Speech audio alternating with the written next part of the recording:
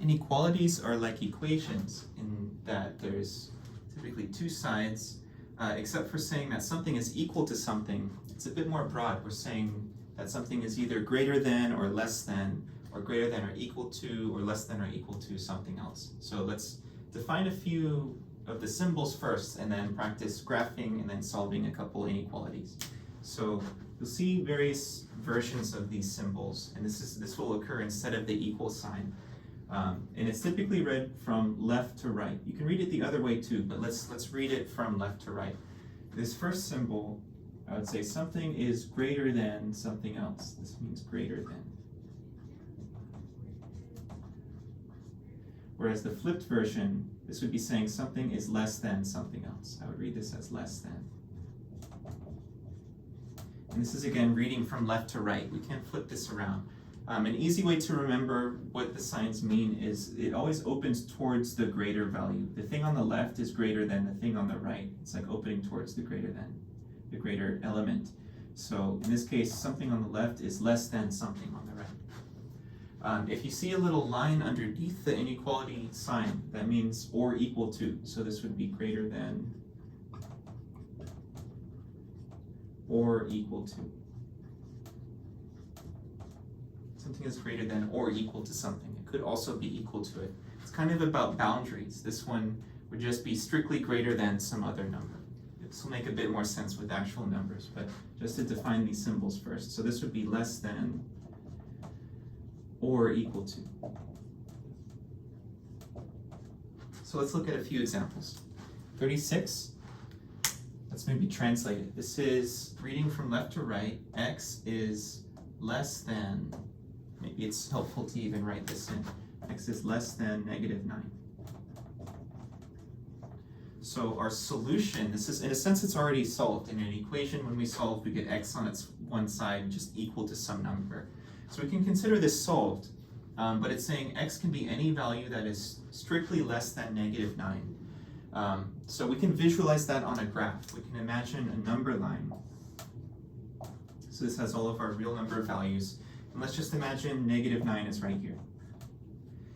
So I want to say x is any value less than this number, but not equal to -9. This is the strictly less than symbol, so it doesn't have the little line underneath. So I don't want to be equal to 9. I'm going to build like a little bubble around it. So I want to be equal to 9, but x is anything less than that, so I can kind of shade in the left side. Anything on that side of -9 is a solution. So -10, -11, -30 billion. We can keep going. So that's one way of visualizing a solution set. In this case, it's the set of all values filled in on the number line, kind of colored in. So let's look at number 37. This has a slightly different symbol. It has the or equal to. I would read this as x is less than or equal to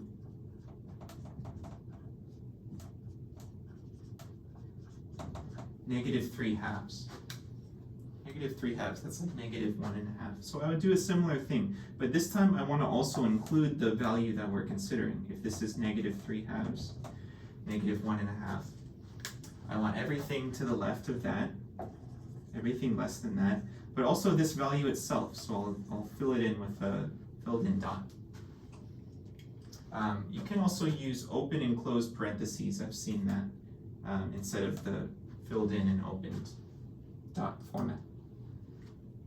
So let's keep going with these. 38. Notice our variable is on the right side. So we can read this as 1 is greater than or equal to, because it's opening towards the left side. 1 is greater than or equal to m. Okay. That can be kind of hard to visualize. Maybe it makes perfect sense, but I like to read it from the perspective of the variable. So reading it from right to left, I would actually read this as m is less than or equal to 1, if we wanted to flip it around like that. I might even do that, just like mirror this. M is less, well, if 1 is greater than or equal to m is less than or equal to 1. It's like saying the same thing. So let's graph this. Everything less than or equal to +1. Well, here's +1. I want everything less than that or equal to it. That's like our little solution space. We can have, this would be called a compound inequality, where we have values on either side of our variable. So let's just read it from left to right. Or let me pause on that. Let's look at our variable, and you can kind of see it as being between two values. If we do read it from left to right, I'd say -1 is less than y, which is less than or equal to 5. That can be kind of tricky to interpret as well. But I know that my variable is in between these two. From the perspective of y, it's greater than -1 and less than or equal to 5. Let's consider these two values. Let's just put -1 here and +5 here. Just want to be like in between these two. Greater than but not equal to -1, so on the right side, and less than or equal to 5. So actually can be a value of 5. But I want to be everything in between, greater than the -1 or less than or equal to the 5, +5. So we can get this like bounded area. For each of these, this just went to like -infinity, -infinity each time. If it was flipped, it would go the other way. In this case, oftentimes we're stuck between two values. We could get this outside case if these were flipped. You could also get a case where you're less than -1 and greater than 5. Let's just think of that as a other example. If I kind of flipped all of this, I want to say less than -1 and greater than or equal to 5. The solution set would look like this. In this case, y is less than -1, so on the outside, going to -infinity, or greater than or equal to +5. I might have to reformat this and maybe say two separate statements, like y is less than -1 or y is greater than or equal to 5. Just to show that we could be in either of these two regions. It's impossible to be in both at the same time, so if that was a requirement, maybe there's no solution to that.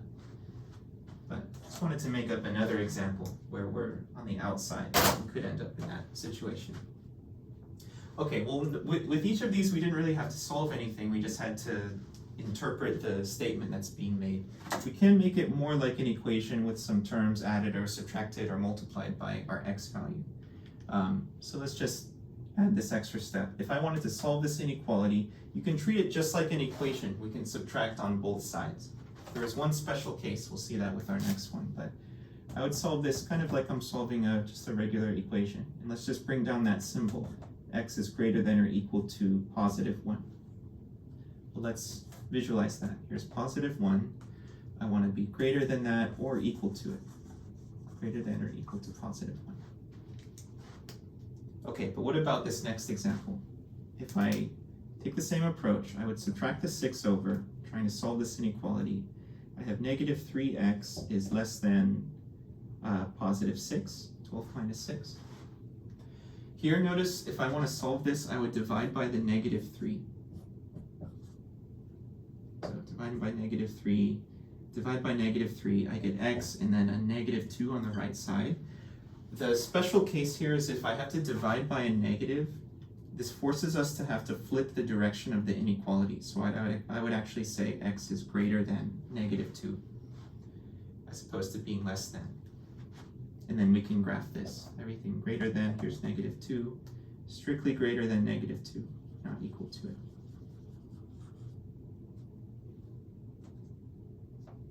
So dividing by a negative, let's make that a special rule. If I have to divide by a negative,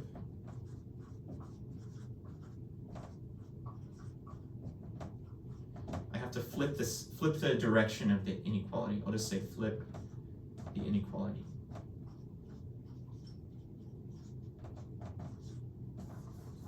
So that's one thing that makes this different from solving a standard equation. Everything else is good though. We can multiply, divide, add or subtract, just as if we have to divide by a negative, we'll flip the direction of the inequality and then we can graph the solution.